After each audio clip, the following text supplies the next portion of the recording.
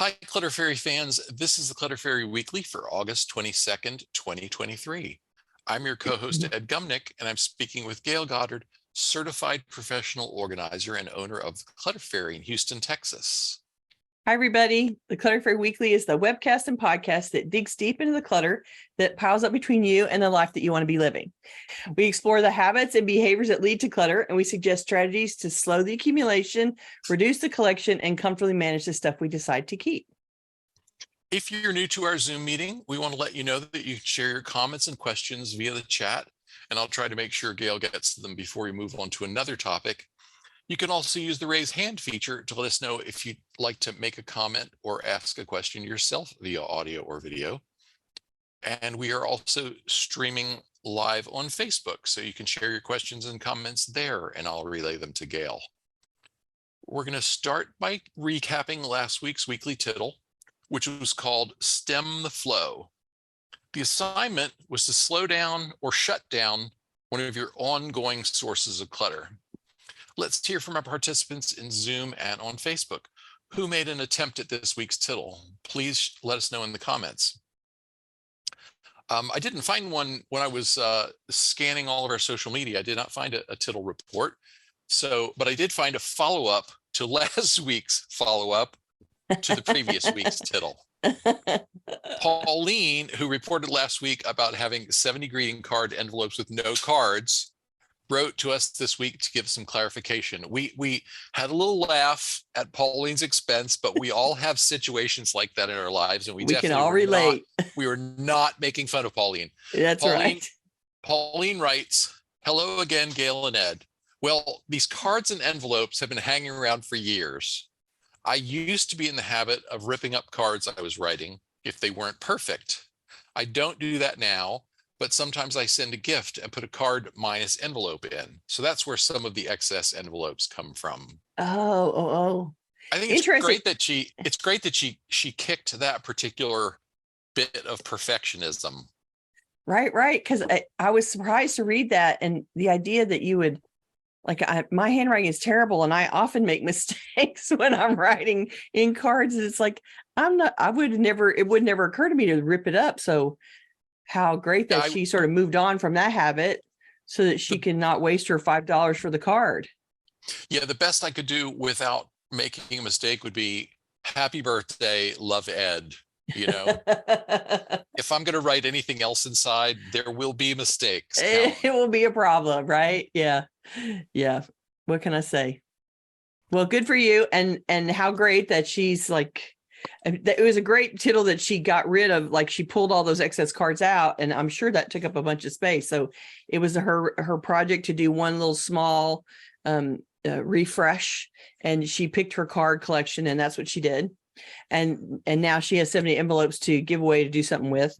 And we did have a couple of people come back and say what they would do with the leftover greeting card envelopes. One person wrote that they would contain or organize bills. That was a YouTube viewer, KS. And also viewer Margie Max said that she uses them to keep seeds in. But that's a clever idea. And I've actually taken envelopes and given them to a friend who runs a business where people rent rooms.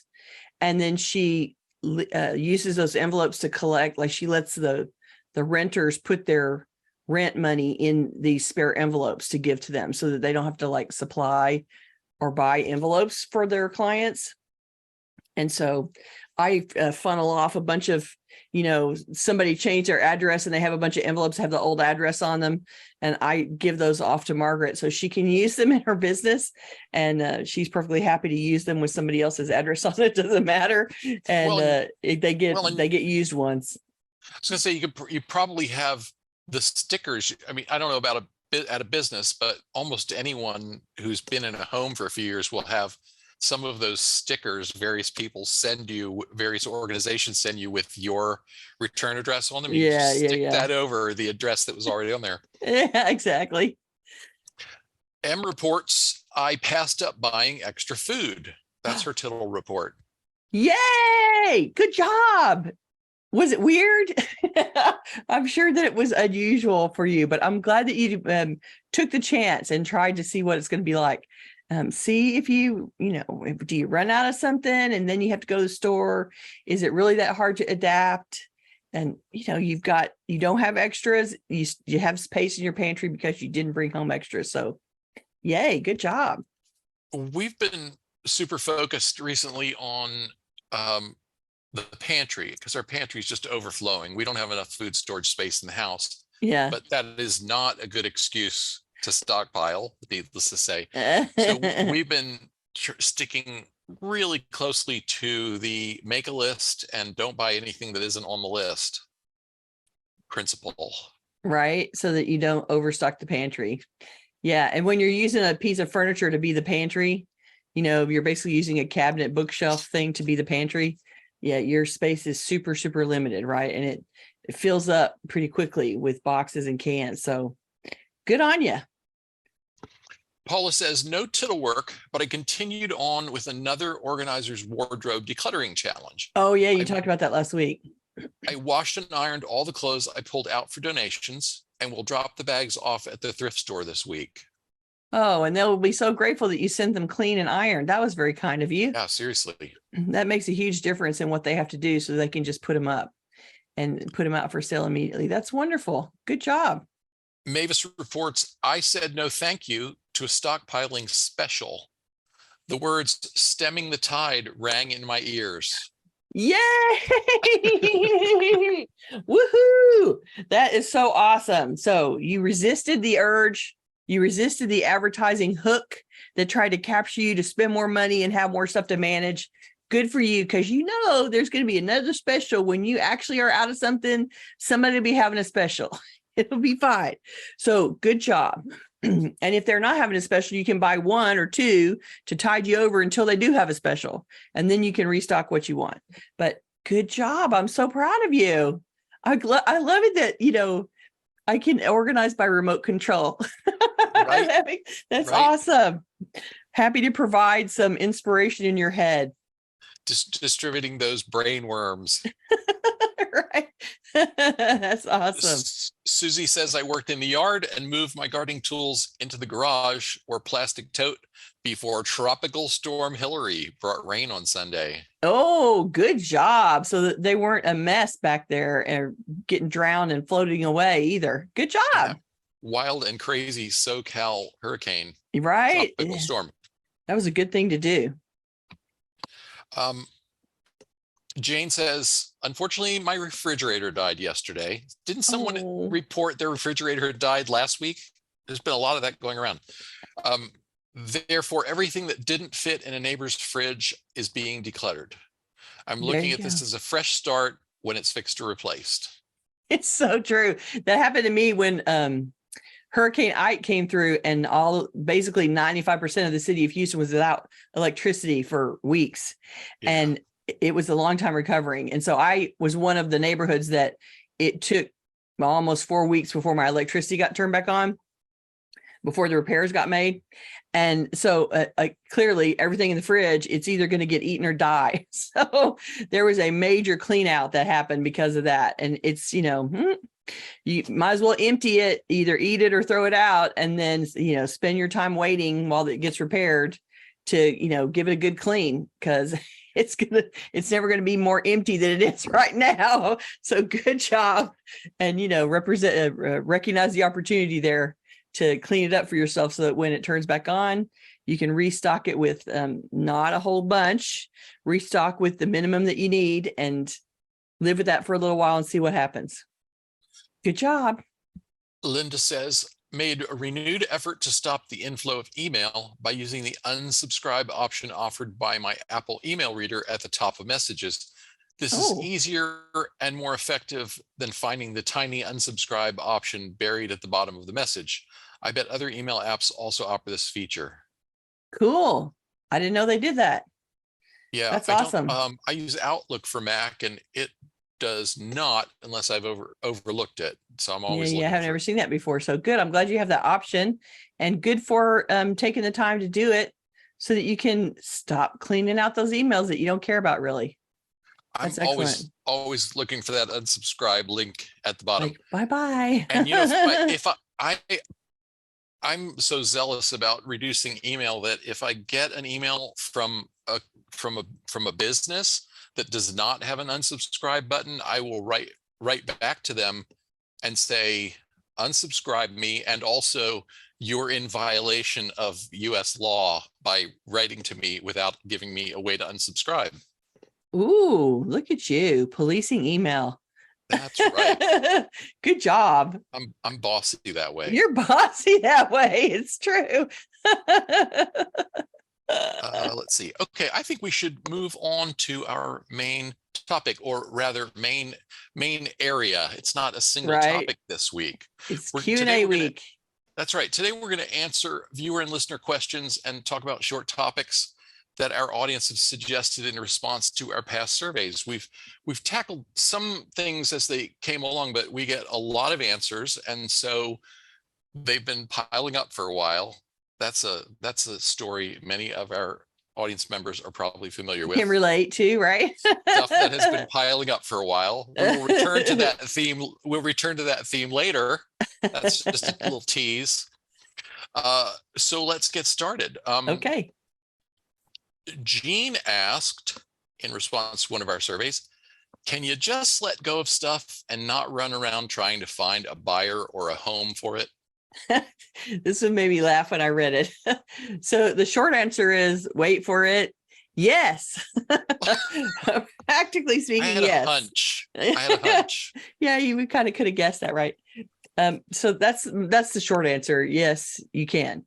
The long answer is that I can tell by the way that you've asked this question that you feel conflicted about doing that. So maybe you're feeling guilty about letting things go. Maybe you're worried about the money that you spent on it. Maybe you're worried about the waste or adding to the landfill or disrespecting the giver of the item.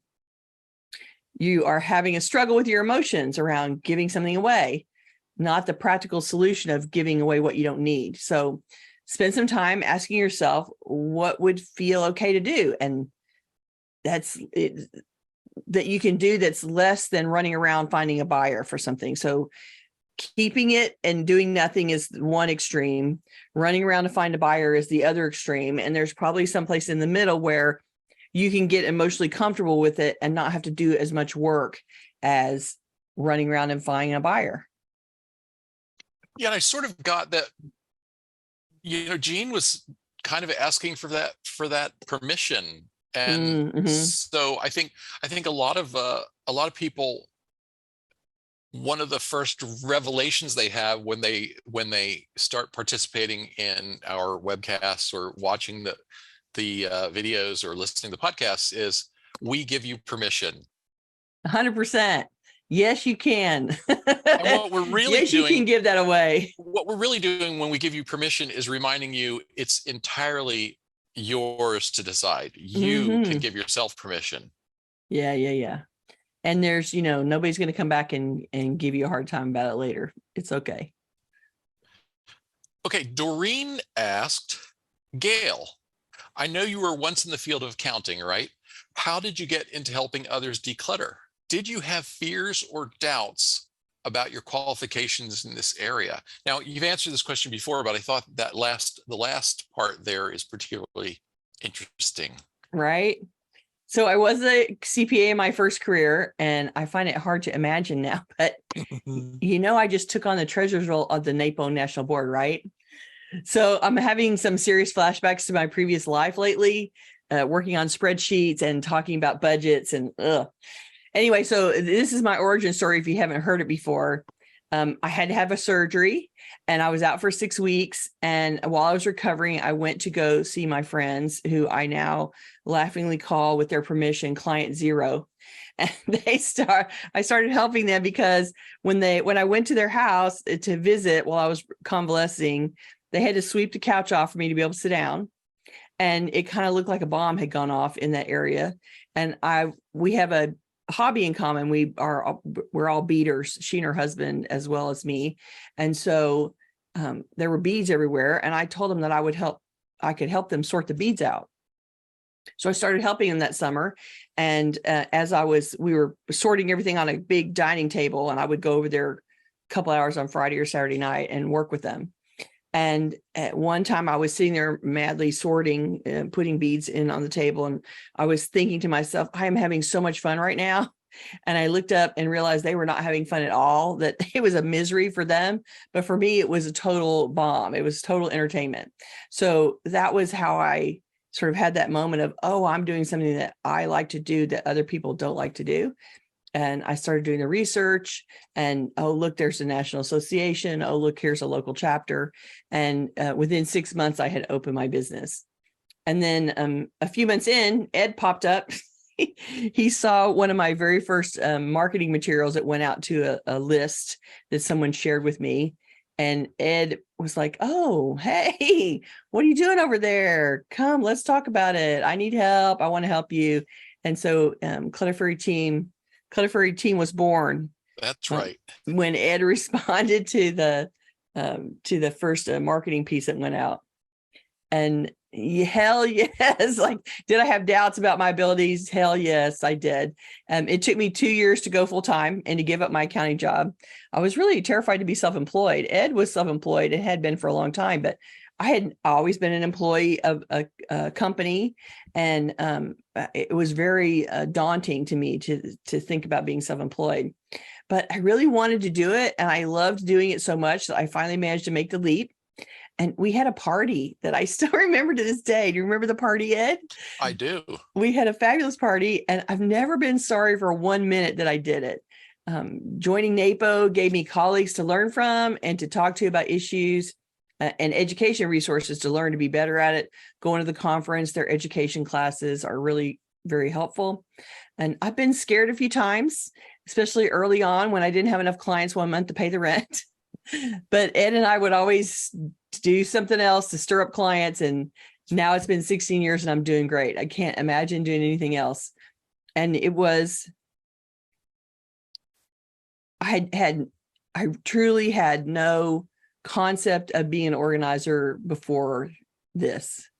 And it fell into my lap in all of the great stories of life. Your right path shows up, and it sure did. And here I am. Right. And I can't imagine that, including now we've been doing a podcast, we've been doing speaking, and YouTube channel has been running since 2009. And we've been doing a podcast for 3 years. And it's like, how did that happen? But here we are, and we're having a good time. So thank you for joining us on this journey. We appreciate it. I thought about suggesting that we write a new origin story for you that involves getting bitten by a radioactive pack rat. But I guess the truth to explain my works. superpower, right? Yeah. I got a superpower. That's so funny. Oh my gosh. Okay, let's go on. Joyce asked, what were your biggest hurdles downsizing, whether it was before moving yourself or a family member? I know Ed has moved, a few times. And I recall Gayle speaking of downsizing her mother's house. So I know we've discussed this topic before. I guess I just would appreciate any new insight either of you may have. Thanks again for the surveys, as writing, though I hate it, helps me think through my problems with clutter. I'm glad that you like the surveys. It's good that they help you think through your experiences. Ed, do you want to throw out anything before I make a list of hurdles about your downsizing experience? Biggest hurdles downsizing. Books were a big hurdle when I was moving out of a house and moving into a much smaller shared space.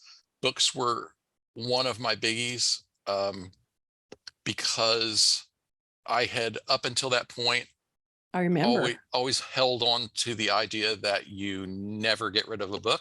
You need to have a library, and it just needs to keep growing. Yeah.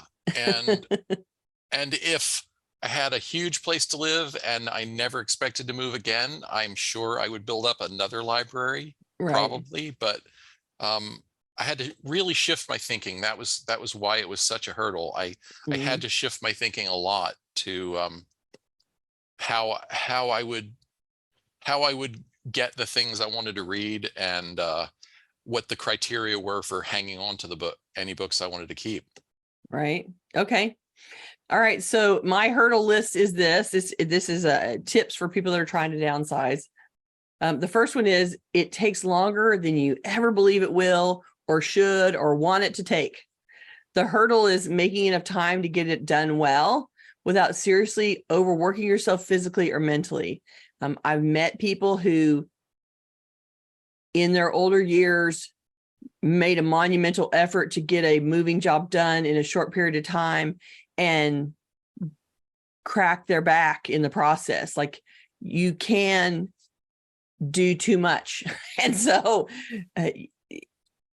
it's stressful and it takes a long time. And the more time you can give yourself to get ready so that you can rest properly in between, so that the stress is less for you and that you're more prepared when the movers show up, the better. So it always takes more than you think. So imagine how much time you think it's going to take and then multiply by 4 and plan around that. And then if you suddenly get it done in half the time that you planned for, then you're just ahead of the game.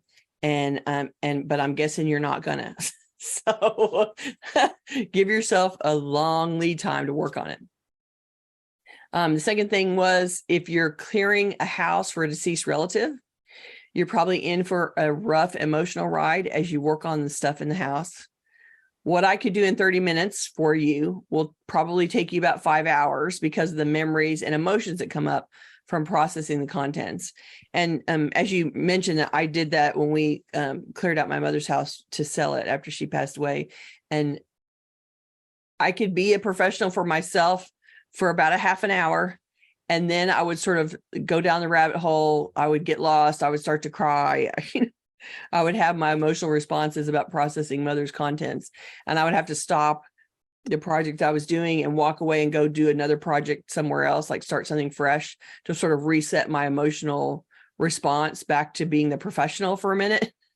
And so having been my own client, I did a show about that. Having been my own client, it takes a lot of emotional energy to clear out a house that for a deceased relative. And so just be prepared for that. It's not going to be your most effective, efficient working time. And you just got to make space for that. That's another way that the job expands longer than you think it should.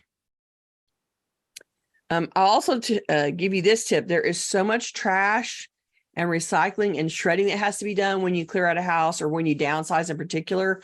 All those things that you've been stashing, the paperwork, the files, the boxes, the stuff that you haven't dealt with, all those things that you have been able to ignore in your current house, you cannot ignore if you go into a smaller space, if you downsize your space from where you are to a smaller amount of square feet and smaller amount of storage. So you are suddenly going to be faced with a whole bunch of processing of projects, paper, et cetera, that is going to generate trash. It's going to generate recycling. It's going to generate shredding. And there's a whole bunch of it has to be done.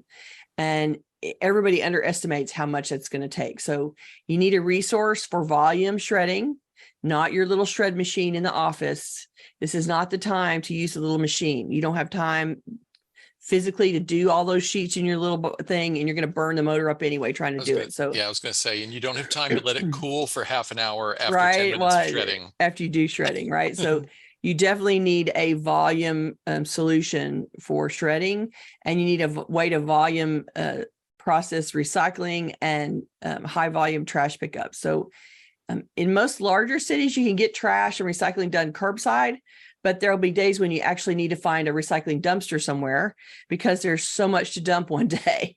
I once filled up a U-Haul van with flattened recycling, all from one room in a townhome, and it was an amazing amount to clear out. So you can't always wait for the next trash or recycle pickup day. And so you're going to need a place, one of those big dumpsters that's on somebody's parking lot somewhere that's for recycling cardboard or paper or whatever. You're going to need to go and find one of those that's sitting on a school parking lot somewhere in order to take all the recycling you generated that day and get it out of your way and out of the house and not have to wait and it not fit into the bin when you do finally get to recycling day. So you're going to need some resources to move trash, shredding, and recycling along in a hurry as you work. You will have to fight the urge. This is the last one I'm going to say about downsizing right now. You will have to fight the urge to not deal with something, to just ignore it, and then move it to the next location. And this is the biggest mistake you can make. It's going to take up valuable space. It's going to crowd you with unfinished projects that you won't want to do later either. So you need to use the pressure of downsizing to make you face all those things that nothing else can make you do. And get in there and do those projects finally that you've been putting off. Don't move those projects to the new location, or they will be they'll be twice as big of a bother in a smaller space than they are right now. They're a bother already, but when you move them to the smaller space, they're just going to be a bigger problem. So you need to fight the urge to go, I'm not going to deal with that. I'm just going to move it. Like, no, can't do that. Those are my tips for now on downsizing. Okay, wonderful. Bonnie asked, how do I wean myself from aspirational clothes? I have to say, I love that you called them aspirational clothes. Like what a great descriptor of those clothes that we're going to fit into one day. I love that description. So you want to ask yourself if the aspirational clothes inspire you to eat better, to exercise better, or to stick to a diet, or do those clothes make you feel defeated or depressed or overwhelmed or hopeless? If it's the latter emotions, then you don't need that in your life. They're an emotional burden and it's not improving your life. Maybe with that pressure removed, if you take those clothes that are aspirational that make you feel bad, if you remove that pressure from your closet and the closet is instead holding clothes that fit you well and make you feel more comfortable in them, then your emotional state can improve. And that may actually let you improve your health habits and change your weight in the future just because you feel happier. There's nothing more demotivating than feeling depressed and miserable about something. So if you can send those aspirational clothes on, I'm someday I'm going to lose the weight and fit those clothes. Yeah, but that's not your reality right now. So if you can move those on, then maybe you'll be in a better place to actually get to follow a diet plan, to do the exercise you're hoping to do, to change the foods that you eat, and maybe shift your body a little bit. But in the meantime, you can be wearing clothes that fit and feel comfortable and, don't make you feel embarrassed or ashamed of yourself. Much better to be happy in what you're wearing and then working towards a goal from that position than from being miserable or defeated. And thanks for asking. It was a good one. Yeah, this is a good one. Christina asked, how do you organize for the future? With the cost of everything going up, it's hard to know what the best plan is for buying now, what is surely to get more expensive as time moves on. I like this one. I like this question. And I think part of the answer is to look at the sort of slippery slope of that argument. If everything is, if you're going to assume that prices are always going to go up, well, maybe that's true, maybe it's not, but it means you have to start stockpiling everything you ever buy, everything you ever use. And that's just not feasible at all. So not and unless you have a warehouse going wanting. Yeah. Also, I did a little reading because I got an email. This reminded me that I received an email a few weeks ago from a guy talking about things that have become less expensive over time. And so I did some fresh Googling on this one and found that in the last, in recent decades, or even just recent years, televisions have become less expensive per unit of screen size, that is. Right. And actually, I think less expensive in general. Some of the TV prices I've seen in the last couple of years have been kind of crazy cheap. A couple of $100s, and I don't think a TV was ever a couple of $100s when we were younger. Not back in the day, no. Major appliances have actually become less expensive as the housing market in the United States has kind of calmed down a little bit. Mm, Fewer people are moving, and so they're actually dropping prices. But even some regular, more day-to-day stuff, high-end sneakers are cheaper than they used to be. Just in the last year, prices on bacon has gone down. The price of beef has gone down in the United States. mm, So I think the key phrase in Christina's question was, "It's hard to know." yeah. What's going to And happen to the prices? yeah, it is. So I think you have to focus on the things that concern you the most to keep some kind of balance between living your life right now and preparing for an unseen future. If you put all of your energy into preparing for an uncertain future, you have nothing left to be happy right now, you know? Hmm. So I think it's sort of a, choose your battles kind of Right. situation. And maybe be If selective if you feel compelled to stockpile things, maybe only stockpile the things that you're the most attached to, and well, not yeah, worry about things that you're willing to choose alternatives. If you don't have this, you can use that kind of stuff.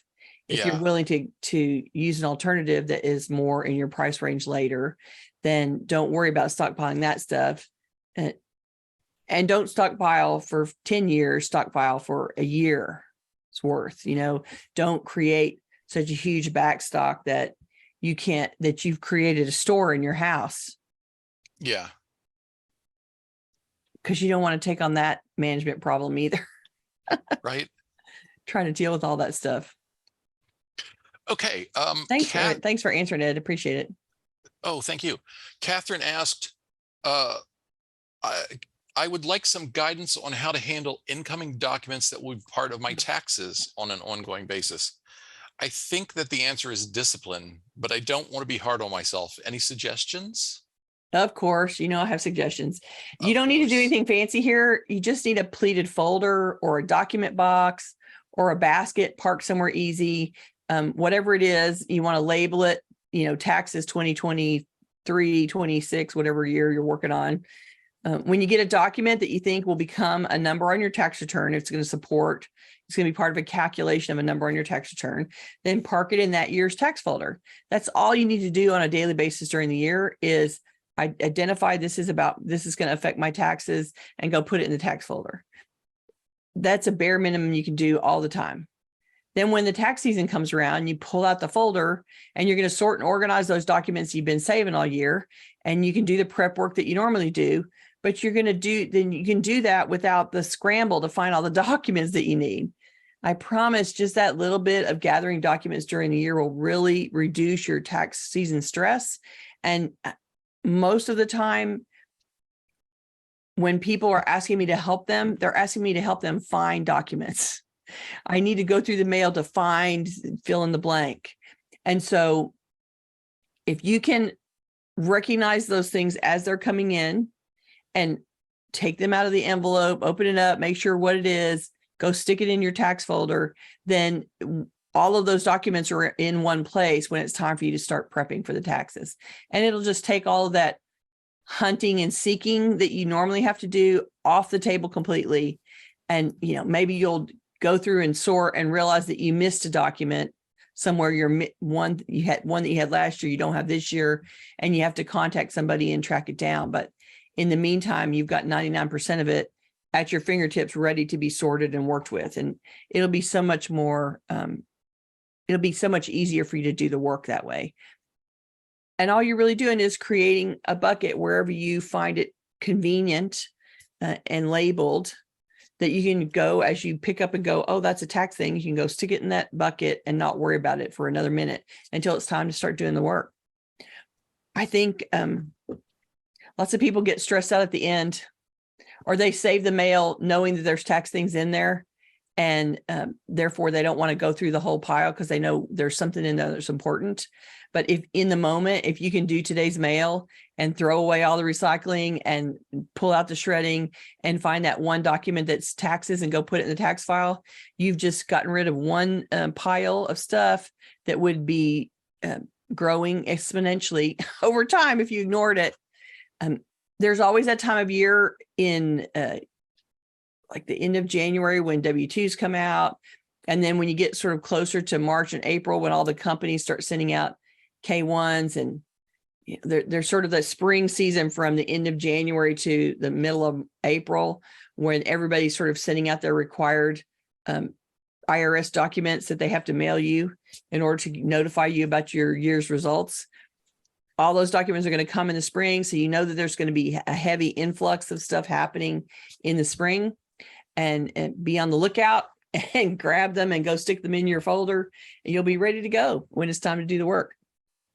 Linda had a helpful suggestion. She said, I have a folder where documents needed for tax prep are kept. The first page of this folder is a list I make based on the previous year's taxes of the documents needed and check them off as they come in. Oh, that's cool. So you're watching them as they appear, and you populate the folder. That's great. Yeah, Good which job. might give you a little more of a heads up That something's missing. that something's missing. Yeah. Yeah, So yeah, that that's you don't good. sit down, dedicate a weekend to do your taxes and then sit down and realize you're missing something that you're going to have to make phone calls about.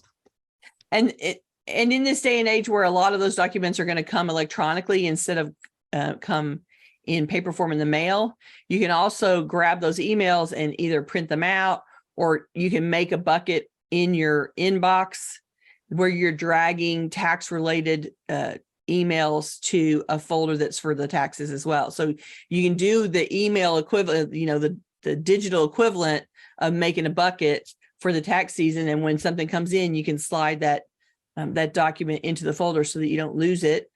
And you know that you can tell what you've gotten and what's missing in that folder as well. So you can do the digital equivalent. And most of us will probably have to do both, right? Like you're going to have some digital and some paper, and you're going to need to have both of them to do the complete tax project. So just aim for it. And also know that there's going to be a time period where you have to have 2 years running, right? At the end of the year, once December goes by, you're going to be receiving all of the 2022 IRS documents in the mail. Those are all going to go in the 2022 folder, but you started a new year of 2023, and there may be things that are related to 2023 that you got to capture too. So yes, you're likely going to have two running, the current year and the previous year. Yes, certainly if you're doing, taking a business deduction, you will start, January 1st collecting receipts and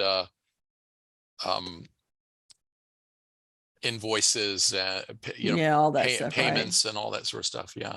Yeah. And the trick about IRS is everything is divided by year. So putting all of your business receipts into one bucket doesn't help you enough. You have to also separate the years, because what happens in 2022 is the finite bucket that you have to report on. What happens in 23 is the next finite bucket you have to report on. So you always have to separate by year, regardless, in order to do the IRS reporting. So that's why I tell you to label it taxes for this year.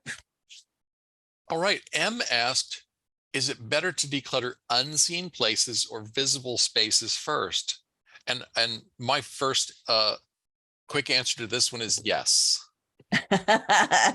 Yes, it is. So it's really a preference thing for sure. Visible spaces mean that others can see that you're making progress while you're working, but it's the unseen spaces that have the most to donate usually, and have the potential to create empty space for storage of things that are actually visible right now and need a home. So in my mind, 6 of one, half dozen the other.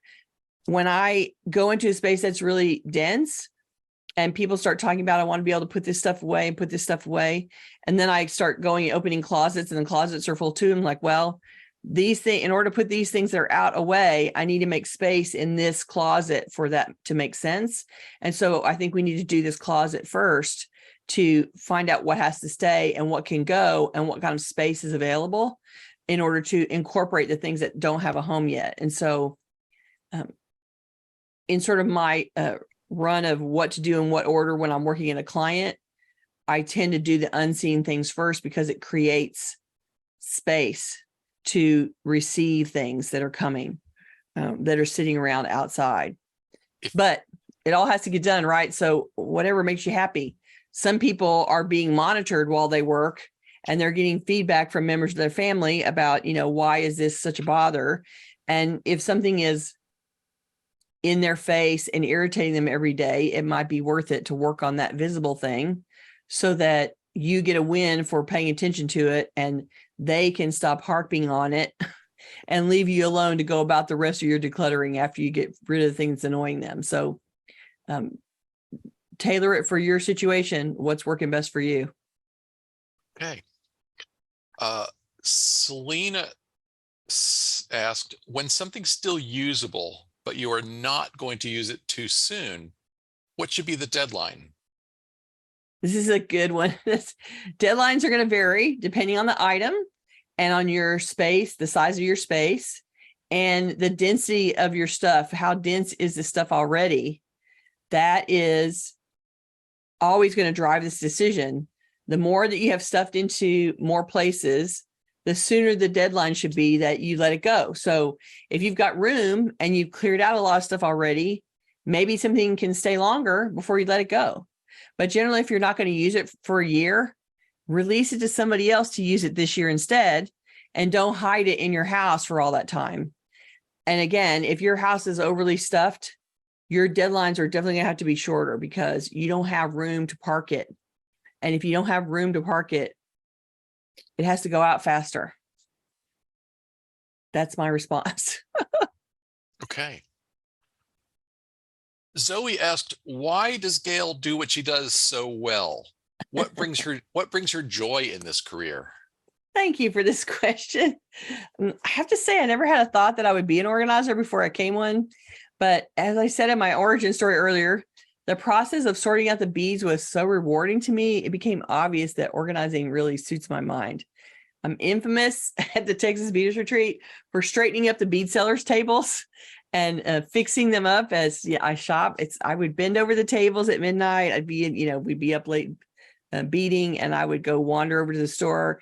And as I would shop, I would be standing there sorting the beads and putting them back in order. And I just love the process of taking chaos and making it calm and peaceful again. And they would just laugh at me. Sorting things out, making evaluative judgments about what needs to stay and what needs to go. I really like that process. I particularly love helping people see what they can actually, see what they actually need and what processes work for them, and helping them reclaim a lost space. Most of my clients are contacting me from some point of transition: new house, new spouse, new career, a divorce, a death in the family. I love being that support that helps them effectively get past their overwhelm and face the transition and rebuild their life in a positive way. Anytime that I can help someone do that, I find it really rewarding. And when a client heaves a sigh of relief after we reclaimed a space that was long buried, I'm so happy about that. It makes me so happy. And Zoe asked this question. I actually virtually helped Zoe and her partner move to a new home over Zoom, and it was so much fun. They were so overwhelmed, and we had such a great time working towards the packing and the moving process. And it was so great when they finally actually moved, and I was really pleased to be part of that process. So thanks for the question, Zoe. That was great. Julie asked about or suggested the topic of stairs. How to organize so I don't have to keep bringing items up and down. Stairs. Okay. I don't see that one. So one of the things to do about stairs is it's right above it's right above the last one. Yeah. Okay, I got it. Okay. Yeah. Stairs have landings at both ends, right? There's always a place at the bottom of the stairs or the place at the top of the stairs that feels like a landing. And you go up and down the stairs a million times, but we always go empty-handed. So then having something to collect things at the bottom of the stairs and at the top of the stairs would be helpful if there's a basket that you can put down there that you are willing to pick up and walk with, or a bag, or just have it in your head every time you go up and down the stairs, no wasted trip. If you have to run upstairs to get something anyway, you should reach down and pick up something that's on the bottom of the landing and take it up with you and put it away before you go deal what you're going to do, and do that in reverse. Every time you come down the stairs, you bring something down. If you're going to make the trip anyway, you shouldn't go empty handed. So having a basket that you can walk up and down the stairs between, from one direction or the other, having one at each end, so that when you're ready to go downstairs, you can grab what you've got and come downstairs and deal with it. And then you're going to have two baskets on the downstairs. The next time you go up, you're going to have to take another basket up just to get yourself in position again. But recognizing that you have to walk stuff up and down in conjunction with all the trips you're making already will help. And if you find that there's items that are constantly making it, like every time you do something downstairs, you think, oh, I've got to have those scissors that are upstairs, you may want to rethink about, I'm using these on both floors. I'm using them often and actively, and it might be worth having one on each floor for something that you use all the time. Now, I wouldn't do that for everything. You don't want a duplicate set of everything on both floors. But if there's things that you are often running up the stairs or running down the stairs to get something to help you do on the previous floor, then putting a version of it in both places might make your life a little bit easier. And then you won't constantly have whatever those scissors are on the wrong floor. Wherever you are, they're on the wrong floor, right? So if you have one on each floor, then you don't have that problem. Okay. Okay, this is a little bit of a long story on this one. Kristen says, I moved 2 years ago for a job. They paid for the move and packers, so it was wonderful. I am in an apartment with a one-car garage, but I'm saving for a down payment for a house. Okay. I hope to become a homeowner in the next 1 to 2 years. With this in mind, I have kept the nice sturdy moving boxes and high quality packing paper in the garage. It's a bit of a pain because the boxes are awkward even when they're flat, and the packing paper is in 3 large garbage bags. My question, is it worth keeping these materials? We don't have a ton of money to buy the stuff again, but our garage is small and they do take up valuable space. Our car fits, but it's tight. So if you actually are planning to move soon, it's worth keeping the materials. Moving within the next year or two means that they'll still be in relatively good condition a year or two from now, even if they're in the garage. So you can create more space by taking that packing paper that's sort of wadded up in garbage bags and flattening it back out and folding it up instead. Those papers were once in a very compact flat stack when you originally when the movers originally bought the packing paper. So you can uncrumple all the paper, flatten it out, loosely flatten it out. Like you're not trying to iron it. You're just trying to loosely flatten it. Yeah, and then you can and the weight of the paper will, as you stack it, the weight of the paper will help keep, flatten help it push more. it down. Yeah. Exactly. And so you can make a stack. And then once you've sort of done that and spread it out, flatten it out a little bit, then you can just fold that whole stack in half. And then again, as a quarter, it won't be super, pristine, but it will be it'll take up a much smaller space, and it will be flat for packing and stacking. So we tend to take out the wadded up paper and just shove it in a garbage bag, but then you're also shoving all of the air and the crumpledness that got baked into the paper in the move process. And so if you unwind that and flatten it back out and then fold, you'll create a much smaller stack of paper. You won't have those 3 garbage bags. You'll likely get it all folded, and you can put the flat folded stuff into a garbage bag and it'll stack better. And you'll probably only need 1 bag instead of 3 by the time you get it done. So you can definitely minimize that paper to take up much more compact space. And then you can also try bundling some of the flat boxes. So you have the flat boxes that are a collection.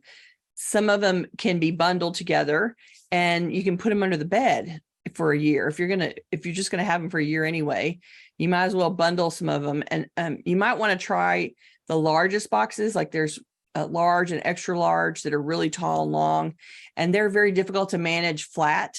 and having them stand up is difficult to manage as well. So those are perfect candidates to flatten out and, tie up or whatever and stick as a bundle under the bed. The bed is large enough that the large box can hide under it, and it'll get them out of your garage, and you don't have to manage them being upright.